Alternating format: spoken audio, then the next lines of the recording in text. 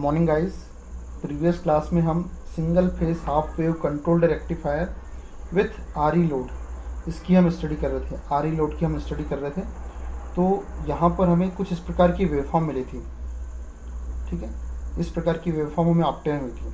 यहाँ पर देखो क्या हो रहा है। यहाँ पर जो करंट है वो सडनली बढ़ रहा है। आउटपुट का जो करंट है वो सडनली बढ़ रहा है और फिर इनपुट वेवफॉर्म के अकॉर्डिंग हमें वेवफॉर्म दे रहा है, फिर सडनली डिक्रीज हो रहा है। लेकिन आज हम जो टॉपिक पढ़ने वाले हैं एक काम करता हूँ, मैं इसी पेज की एक कॉपी कर लेता हूँ। क्यों कर रहा हूँ वो अभी क्लियर हो जाएगा। इस पेज की मैंने एक कॉपी कर ली है, हो रही कॉपी, थोड़ा टाइम लग रहा है पता नहीं क्यों।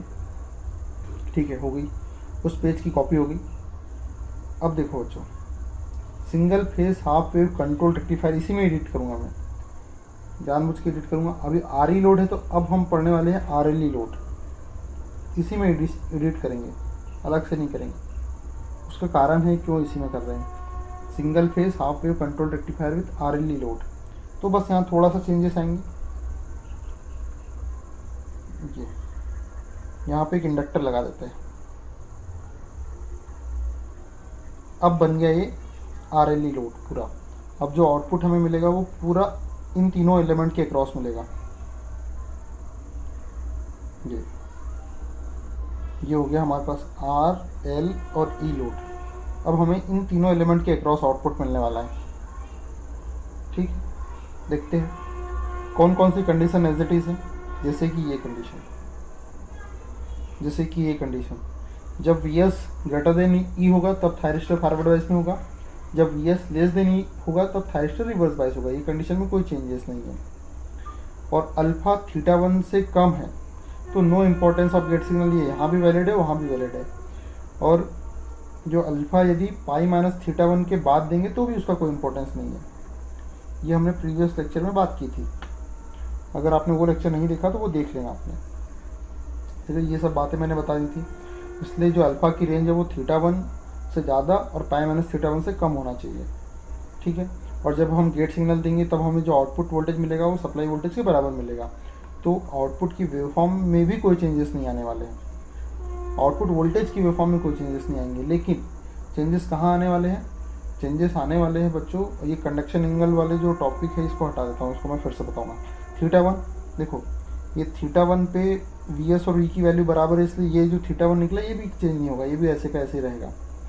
ठीक है, थीटा Vs इक्वल टू ई रहेगा ये थीटा 1 पे देखो, इसलिए ये थीटा 1 की वैल्यू में भी कोई चेंजेस नहीं आएगा। बस कंडक्शन एंगल में चेंजेस आएंगे, तो इसको मैं हटा दे रहा हूँ यहाँ से,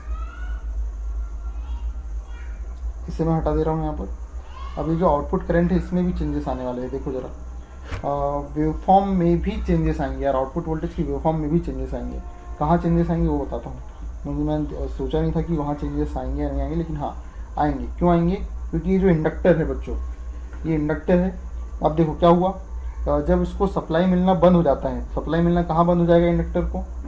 ये यहाँ पर देखो, ये जैसे ही ये जो मेरी वेवफॉर्म है सप्लाई वोल्टेज की वेवफॉर्म, ये EMF ई से नीचे आएगी, ये यहाँ पर, ये यहाँ पे जैसे ही नीचे आएगी तो वैसे ही इसको सप्लाई मिलना बंद हो जाएगी इंडक्टर को, क्योंकि ये ओपन सर्किट की तरह बिहेव करने लगेगा।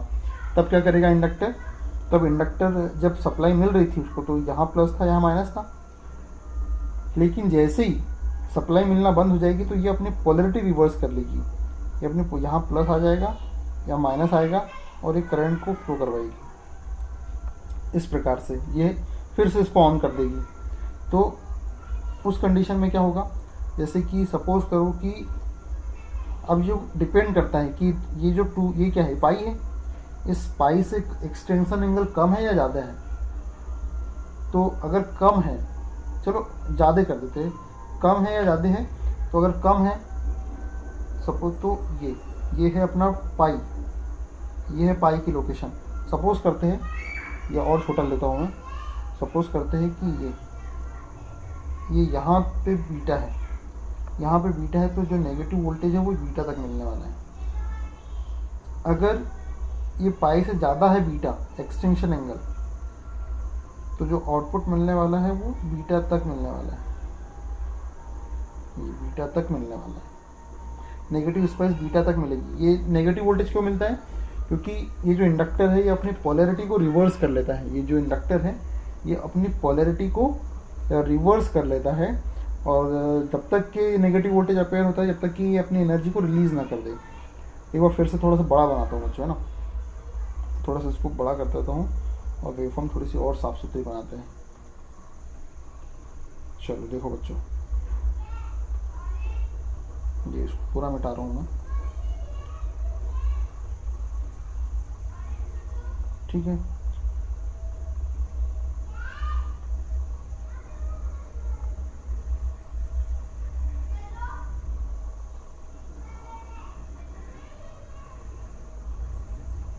ये जो है बच्चों ये है पाई माइनस थीटा 1 और ये जो है ये पाई।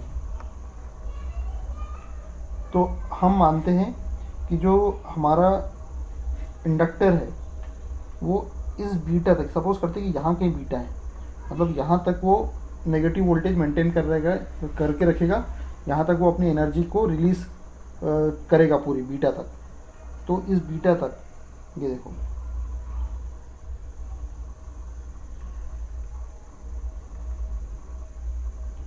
यहाँ तक वो आउटपुट दे रहा है मुझे।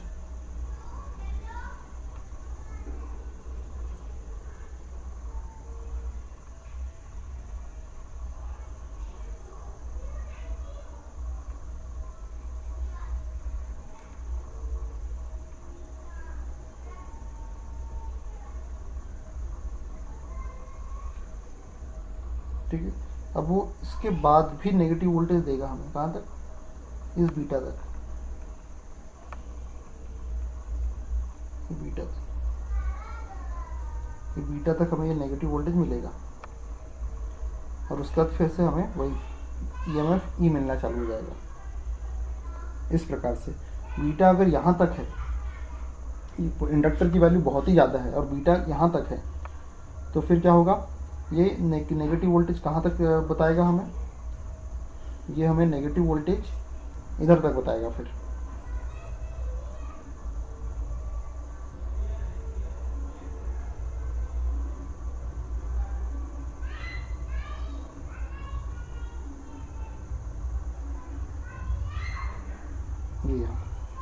ये बीटा तक, और फिर हमें जो ई मिलेगा वो नहीं मिलने वाला है यहाँ पे। ई हमें इस बीटा के बाद ही मिलेगा। इस प्रकार से ये चेंजेस आ जाएंगे RLE लोड में। तो RLE लोड में अब जो करंट के साथ क्या होगा? करंट कभी भी नेगेटिव नहीं होता, ये बताया था मैंने आपको। तो अब मैं अगर अल्फ़ा 1 रुको बच्चों, मैं जो ये जो अल्फ़ा 1 से स्टार्ट नहीं करेंगे, अल्फ़ा से स्टार्ट करो ना। जो वेवफॉर्म मिल रही है वो अल्फ़ा से स्टार्ट करो, यहाँ से, ठीक है, अल्फ़ा से स्टार्ट करो, ठीक है। तो जो करंट है वो, अब बच्चों करंट ऐसा नहीं मिलेगा, करंट में सडनली इंक्रीमेंट नहीं होगा अब, क्योंकि जो इंडक्टर के कारण क्या हो रहा है, इंडक्टर अचानक करंट में परिवर्तन का विरोध करता है, इसलिए करंट अब ऐसा बढ़ेगा धीरे धीरे। वोल्टेज के बढ़ने के साथ साथ करंट भी बढ़ेगा, और वोल्टेज के कम होने के साथ करंट भी कम होते जाएगा। लेकिन करंट जीरो कब होगा? करंट बीटा पर जीरो होगा। जब बीटा क्या है? एक्सटिंक्शन एंगल, जिस एंगल पर इंडक्टर अपनी पूरी एनर्जी रिलीज कर देता है, ये बीटा। मतलब वो थीटा 1 से स्टार्ट होगा, बीटा तक जाएगा। तो अब कंडक्शन एंगल कितना हो गया बच्चों? कंडक्शन एंगल अब चेंज हो गया। Conduction angle theta C equal to beta minus theta 1। Theta C क्या हो गया? Omega T C. तो बीटा माइनस थीटा 1, तो कंडक्शन टाइम टी सी कितना हो जाएगा? Beta minus theta 1 upon omega, ये हो गया कंडक्शन टाइम। अब ये जो एवरेज करंट है I नॉट, इसकी वैल्यू निकालना है, तो वही पुरानी टेक्निक, ये इसको देखो, सेम यही प्रोसेस फिर से रिपीट होगी। ये मैं मिटा रहा हूँ बच्चों, फिर से बता रहा हूँ। यहाँ जो करंट का फंक्शन रहेगा बच्चों, वो क्या बन जाएगा?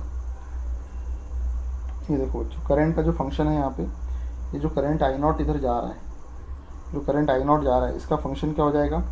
ये V S minus E upon R, V S minus E upon R. तो जो वी एस है इसकी वैल्यू क्या हो जाएगी, V M sine theta, V M sine theta, ठीक है। तो जो थीटा है वो कहाँ से कहाँ तक है, वो थीटा 1 से लेके बीटा तक है। तो इसको लिख लो ज़रा, इसकी एवरेज वैल्यू निकालना है तो फार्मूला लगा दो, 1/2 integration theta 1 to beta V M sine theta minus E upon R d theta. तो बस इसको सॉल्व कर लो, आगे इसको सिंप्लीफाई कर लो, आपका आंसर आ जाएगा। इस प्रकार से हम एवरेज वैल्यू निकालेंगे करंट की। इसको चार्जिंग करंट और बैटरी भी बोल सकते हैं।